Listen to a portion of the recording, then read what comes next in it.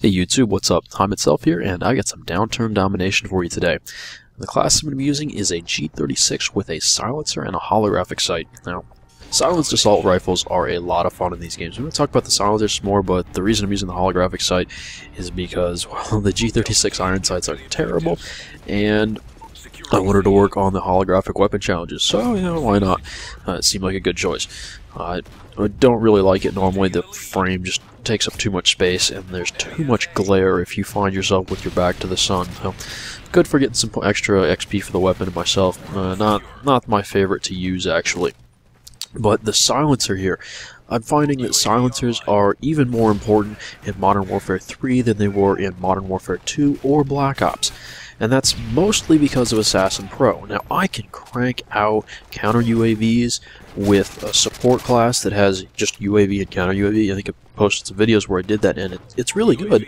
But the thing is, Assassin Pro counters that, the EMPs too. So I feel like that even if I've got the enemies counter UAV'd or EMP'd, they can still know where I am if I'm using an unsilenced weapon. And that's not just people with headsets who can hear where I'm firing from. I do that to people occasionally.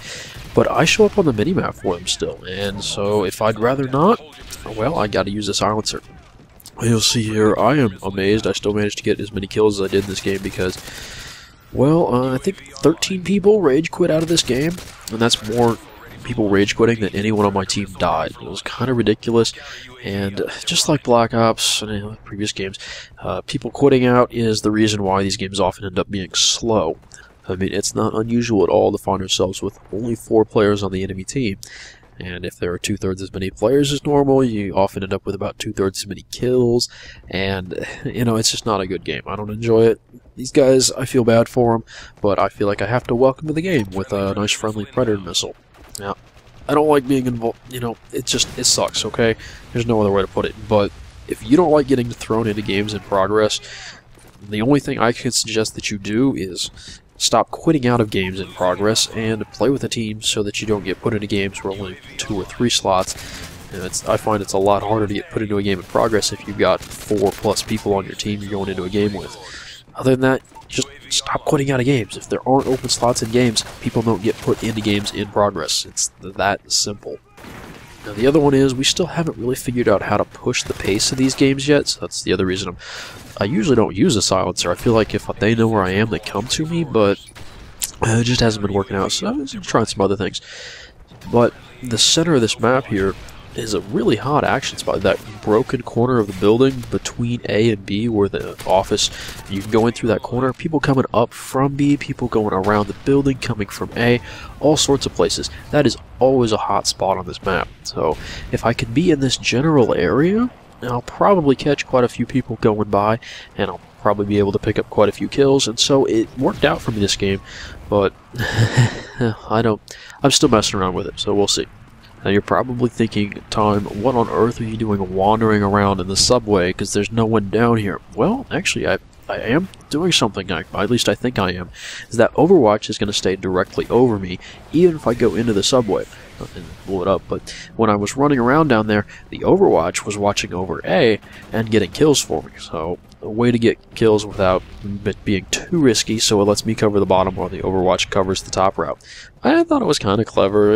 I'd do it again later, but I don't know, it was something to think about. I feel like if I can pull that Overwatch to where I want it to, and then kind of get a little campy, get in a position that's safe, and I can watch another route while the Overwatch does some serious work, I feel like it works out for me fairly well most of the time. I guess I should say something more about what I mean when I talk about pushing the pace of the game. So I'm going to get about 40 kills in about 8 minutes in this game. And that's really pretty good, even if a lot of them are coming from air support.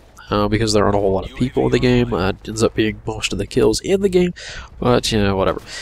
So, what ends up really coming down to is, as a team, my team is trying to push the pace of the game and get lots of kills. It just means cutting down the average life of the enemy, killing them as close to their spawn points as possible. Now in Black Ops we had this figured out where we'd push them around to the outsides of the map and watch the spawn points, and because there's an avoid dead teammates mechanic for the spawn system in Black Ops, when you kill a guy off his spawn, you check, make sure there's no one right there, but he's not going to have another teammate spawn in there for several seconds, so you can look at another spawn point. And the not the way it works in Modern Warfare 3. The spawns are right around corners. They tend to have a little bit more cover, even if walking out of the spawn will put them in their line of sight. When you actually see the guy spawn, if you want to approach the spawn point to look directly at it, you got to be more careful, and so it's a riskier business. And because there isn't an avoid dead teammates mechanic, you can't just stop watching the spawn point that you had been watching. In turn, it ends up taking more people to push them off of one side of the map, or at least, unless they're trying to get around you. So it takes more people on that side of the map to push the spawn, and then there aren't enough people to push them back on the other side. And that's something that we got down pretty well to a science, I'd say, on a map like Summit. Split evenly to either side of the map, kill them as they spawn at A, kill them as they spawn in at C. You got some hate mail over it. It's actually kind of funny, but that's not the way it works in Modern Warfare 3. So instead of knowing where they're not going to be, because you just killed some of their teammates and they're not going to spawn in there, you try to know where they are going to be because they control a flag, because their teammates are nearby, or because your teammates aren't watching those particular spawn points. And this is absolutely crazy. I didn't realize there was a spawn point in the middle of this map, but apparently there is. Is that... I'm pretty sure he wasn't tagged in. That was...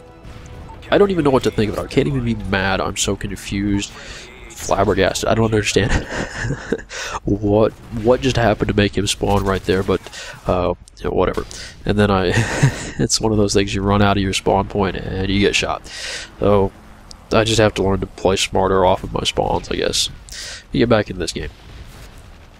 So what we really mean when we say we're going to push the pace of the game, it's we want them to spawn in as close to us as possible and run straight at us, and we want to know where they're going to be coming from, because if we don't know where they're going to be coming from, as you saw there, you just get shot in the back, even if they do spawn in really close. So in Black Ops we had it down to just push them harder, but in this game, you give them a point, and then you have to kind of wait for them to come to you, bait them out a little bit, you know, and try to get some cover, and it's riskier to play that way because they're going to end up knowing generally where you are, where you're going to be set up, and where you're going to be coming from, but it seems to be the better way to control the spawns.